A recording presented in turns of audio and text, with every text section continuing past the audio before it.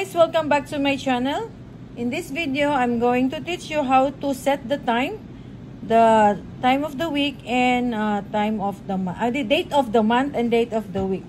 So ngayon guys, is nakikita nyo naman nasa 31 kasi minsan may 30, may 31 sa isang buwan. So ang gagawin natin ngayon is minsan 1 na yan dyan, di ba? Tapos Sunday pa rin, gano'n. Hindi na siya nagmamatch yung araw.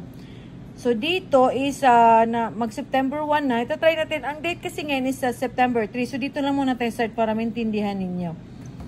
Balik muna natin i-push to. Try natin mag-ikot ng 24 hours kung mag-iikot ba talaga siya. Okay, try na natin. Start na tayo. Ito guys, is ito yung yung madaling araw ba o hapon. Tignan natin. Ayan.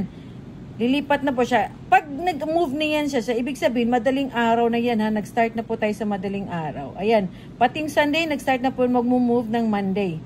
Gets nyo? Ito yung madaling araw. Tapos hapon na to siya nga time. Ikot pa kayo ng isang beses para lumipat siya. Ayan. Ngayon is another tayo. Ayan pa yung mag-adjust tayo ng isang another beses. Yun yung hapon. So, next, another sample. Tuesday na, madaling araw. Umikot na tayo, di ba? Ayan, alauna ng madaling araw. Nag-Tuesday na rin siya ng umaga. Tapos, ikot pa tayo isa. Hapon.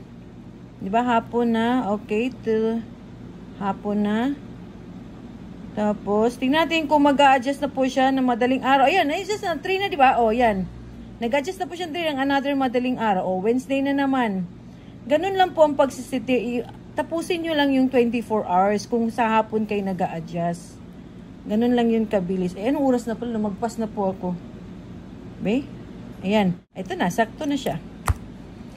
So, sana naintindihan. Kung hindi dito iikot there, minsan kasi pag nandito yung minute mo, may hirapan. Kasi ito pa yung adjustment ng araw. Kailangan ibaba mo yung hour dito para umikot yung pag nagsiset ka ng time.